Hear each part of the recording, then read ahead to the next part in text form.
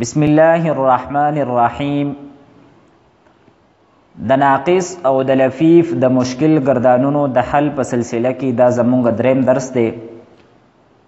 ان شاء الله تعالی په دې درس کې به مونږ د نمونه نمبر 2 ته د افادیت بیانو، یعنی کوم طالب العلم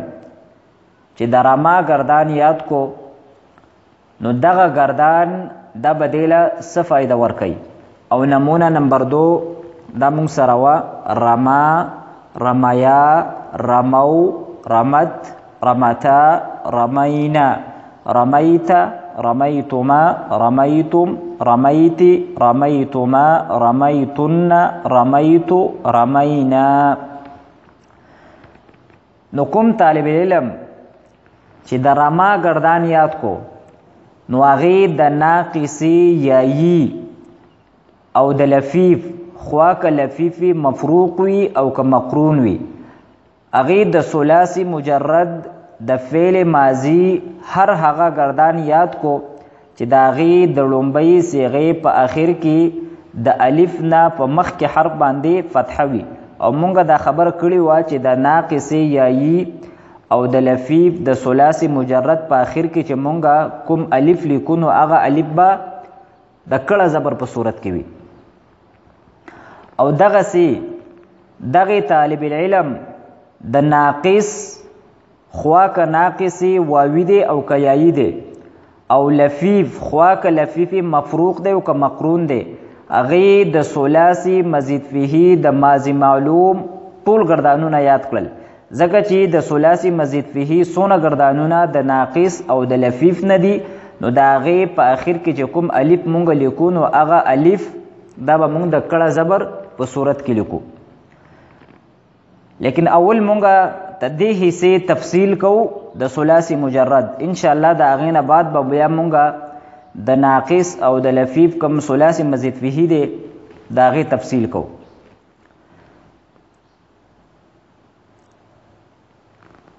نو د ناقص یایی او د لفیف د ثلاثی مجرد د فعل ماضی د کمو گردانونو په لومبۍ صیغه کې چې د صیغې په آخر کې د الف نه په مخ کې حرف باندې فتحه وي، نو د هغې ټول گردان د رما د گردان په شانتې دی په وزن کې. یعنی څنګه چې یعنی څونه حروف چې د رما په گردان کې وي نو هغه حروف هغه به په دې بل گردان کې هم وي، او کم حرکات چې په رما په گردان باندې دي نو دغه حرکات به په دې بل گردان باندې هم وي. او دویمه خبره دا ده چې د ابتدایي 2 حروفو نه وروسته چې څونه حروف دي نو هغه حروف دا به یو شانتي، او په دغه حروف باندې چې کم حرکات دي نو هغه به هم یو شانتي. مثلا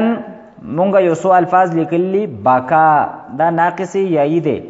وعا دا لفیفی مفروق دی، او روا دا لفیفی مقرون دی. نو تدې ټولو په آخر کې الف دی او تدې نه په مخ کې حرف باندې فتحه ده، او دا الف د کړه زبر په صورت کې لیکل شوی دی. نو تدې گردان دا د رما د گردان په شانتې دی. یعنی تدې گردان چې کم وزن جوړیږي نو هغه وزن د رما د گردان په شانتې دی. مثلا مونږ د بکا گردان کو، بکا، بکایا، بکو، بکت، بکتا، بکینا، بکیتا، بکیتما، بکیتم، بکیتی، بکیتما، بکیتن، بکیتو، بکینا. نو بکا، وعا، روا دا ټول د واحد مذکر غایب صیغې دي، نو دا ټولی د رما په شانتې دي. بکا رما، وعا رما، روا رما. او د دې 2 حروفو نه وروستو چې کم حرف دی نو دلته الف دی د کړه زبر په صورت کې دی. دغسې په بکا کې دی، په وعا کې دی، او په روا کې دی. اوس دغه دا اجرا دا مونږه په واحد مؤنث غایب په صیغه کې کوو. نو بکت بروزن رمت، وعت رمت، روت او رمت. او څنګه چې په رمت کې د 2 حروفو نه وروستو تا ده نو دغسې په بکت کې هم تا ده، په وعت کې هم تا ده، او په روت کې هم تا ده. اوس دا اجرا مونږ په جمع مؤنث غایب په صيغه کې کوو. نو دا جمع مؤنث غایب دا کومې صيغې مونږ لیکلي دي نو دا په وزن کې د رمینا په شانتې دي. بکینا بر وزن رمینا، وعینا رمینا، روینا او رمینا، د رمینا په شانتې دي. او د دو حروف نه وروستو چې کم حروف دي نو هغه خو په ټولو کې یو شانتې دي. دلته هم یا او نون دی، دلته هم یا او نون دی، دلته هم یا او نون دی، دلته هم یا او نون دی. اوس مونږ راځو جمع مذکر حاضر صيغې له بکیتم.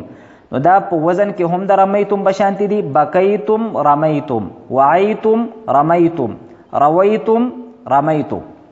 او د دې دوه حروفو نه وروستو چې کم حروف دي نو هغه هم په ټولو کې یو شانتې دي او هغه څه دي؟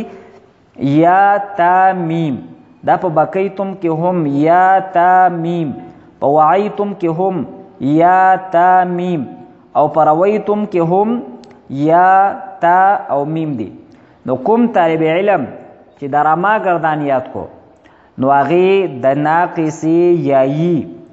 او د لفیف د ثلاثي مجرد د فعل ماضي هغه ټول گردانونه یاد کړل چې د هغې د لومبۍ صیغې په آخر کې د الف نه په مخ کې حرف باندې فتحه وي. نو تاسو ټول دغه د بکا گردان بالکل د رما په شانتې وکئ، د وعا گردان هم د رما په شانتې دی او د روا گردان هم د رما په شانتې دی. مثلا روا، روایا، روو، روت، روتا، روینا، رویت، رویتما، رویتم، رویتی، رویتما، رویتن، رویتو او روینا. نو حاصل دا روت چې د کومو گردانونو په اخر کې د الف نه په مخ کې حرف باندې فتحه وي نو د هغې پوره گردان د رما د گردان په شانتې دی. یعنی څونه حروف چې د رما په گردان کې دي نو هغه حروف به په دې بل گردان کې وي، او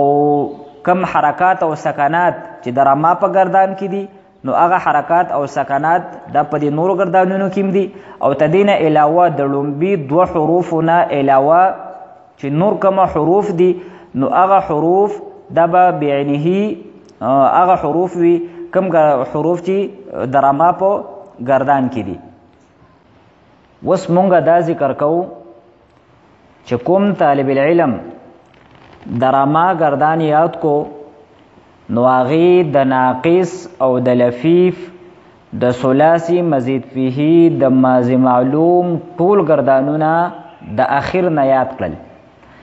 یعنی څنګه چې د رما په گردان کې عین کلمه مفتوح ده، په رما په گردان کې عین کلمه میم دی، نو دغه میم په دې ټولو گردانونو کې مفتوح دی. مثلا رمایا کې مفتوح دی، رمو، رمت، رمتا، رمینا، رمیتا، رمیتما، د اخره پورې میم مفتوح دی. نو څنګه چې د رما په گردان کې عین کلمه مفتوح ده نو داسې د ناقص او د لفیف د ثلاثي مزید فیه څومره گردانونه دي نو د هغې د ماضي معلوم کې عین کلمه هغه مفتوح ده. تدینه علاوه کومه لام کلمه ده نو لام کلمه او د لام کلمې نه چې وروستو کم حروف دي نو هغه به بالکل د رما په گردان کې چې څنګه دي هغه شانتې وي. مثلا په رما کې کچرې لام کلمه الف وه نو دغسې په دې نورو گردانونو کې به هم الف وي. که په رما کې د رما په گردان کې لام کلمه هغه حذف شوي وه نو د ناقص او د لفیف د ثلاثي مزید فیه کم گردانونه دي نو په هغې کې به هم حذف کیږي. او بالفرض که د لام کلمې نه وروستو دوه حروفو نو د ناقص د ثلاثي مزید فیه کم گردانونه دي د ماضي معلوم نو په هغې کې به هم دوه حروف وي. دا یو څو مثالونه مونږه د نمونې په طور باندې ذکر کړي دي. په دې کې ناقص واوي ثلاثي مزید فیه د هغې الفاظ هم شته دی، د ناقص یایی ثلاثي مزید فیه پکې هم شته دی، او دغسې د لفیف مفروق او د مقرون د ثلاثي مزید فیه الفاظ پکې هم مونږه ذکر کړي دي. نو اوس دلته مونږ سره باب افعال لومبۍ صیغه ده اعلا. بابی تفعیل لے سما مفاعل دے داوا بابی افتعال دے اتقا او استفعال لے استحیا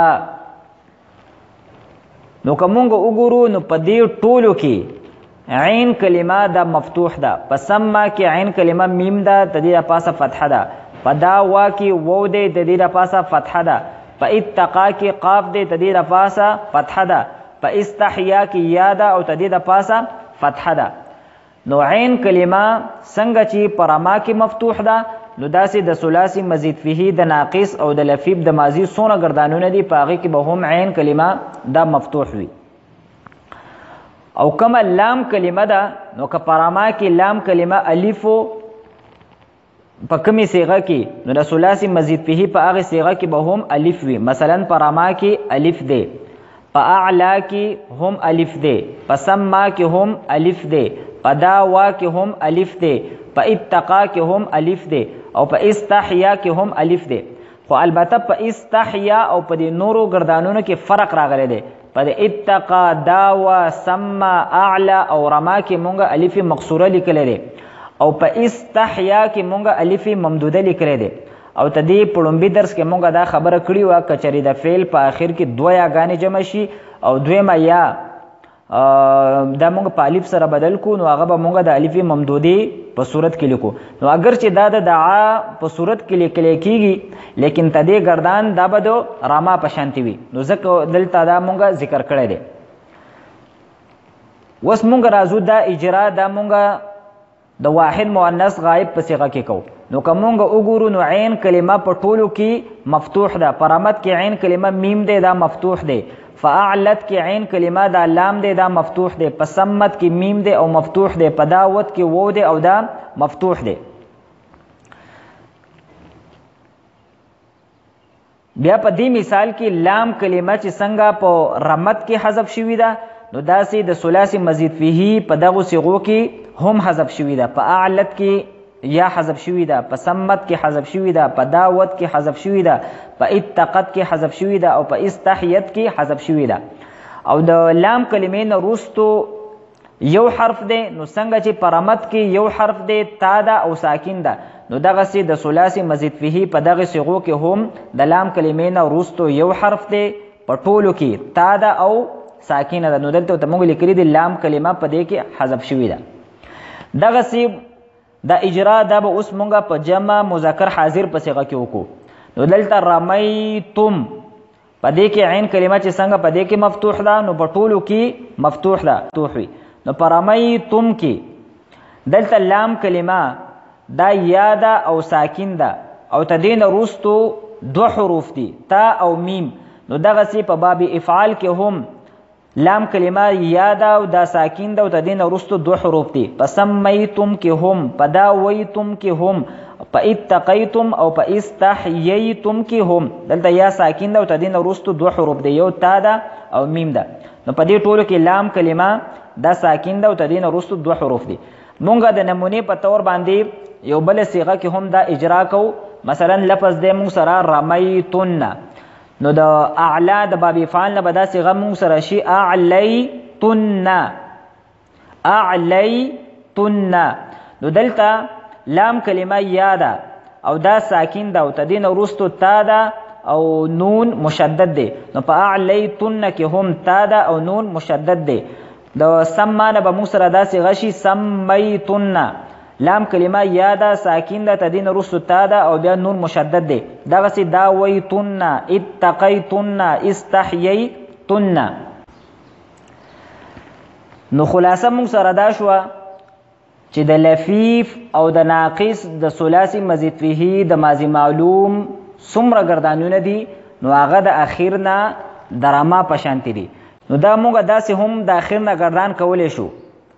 بالفرض دینه دا را دته مونږه حذف کو نو مونږ سره به دې گردان شي ما مایا مو مت متا مینا میتا میتما میتم میتی میتما میتن میتو مینا و دغه سي گردان د مونږه په افعال کې هم جوړولې شو دلته عین کلمه لا ده نو تدین ورستو لا لیا لو لت لتا لینا لیتا لیتما لیتم لیتی لیتما لیتن لیتو لینا. دغسی دا مونږ په سما کې هم داسې ګردان جوړولی شو. نو تدې عین او لام کلمه ده ما. نو ما میا مو مت متا مینا میتا میتما میتم میتی میتما میتن میتو مینا. مفاعله مو سره ده عین او لام کلمه و. نو دا بشي و ویا وو وت وتا وینا ویتا ویتما ویتم ویتی ویتما ویتن ویتو وینا. دغسی دا نورم. نو کوم طالب علم چې د راما گردان یاد کو نو هغه طالب العلم د ناقصی یایی او د لفیف د ثلاثی مجرد د فعل ماضی هغه ټول گردانونه یاد کړل چې داغي د لومبۍ صيغه په اخر کې د الف نه په مخ کې حرف باندې فتحه وي. هم دغه طالب علم د ناقص او د لفیف خوا که ناقصی واوی وي او که یایی وي او خوا که لفیف مفروق وي او که مقرون وي داغي د ثلاثی مزید فيه د ماضی معلوم ټول گردانونه یاد کړل. ځکه چې د ناقص او د لفیف د ثلاثی مزید فيه د ماضی معلوم کم گردانونه دي نو هغه ټول گردانونو په اخر کې الف راځي. نو دا مونږ سره نمونه نمبر 2 او داغي کم افادیت نو هغه مونږ په تفصیل سره بیان کو. نو هر یو طالب علم لا فکر دی چې هغه دا خو موږ نمونه په تور کې باندې یو څو بابونه ذکر کړل. تدینه علاوه چې کم بابونه دي داغي هم دغه طریقه ده چې څنګه پرما کې عین کلمه مفتوح ده نو دیسي د ثلاثي مزید فيه کم بابونه دي د ناقص او د لفیف نو پاغي کې هم عین کلمه مفتوح وي او د دین روستو یعنی لام کلمه او د لام کلمې نو روستو چې کم حروف دي نو هغه حروف هم یو شانتي او په دې باندې چې کوم حرکات دي هغه هم یو شانتي. ان شاء الله تعالی آینده درس کې به مونږه نمونه نمبر 3 دا بیانو. واخر دعوانا ان الحمد لله رب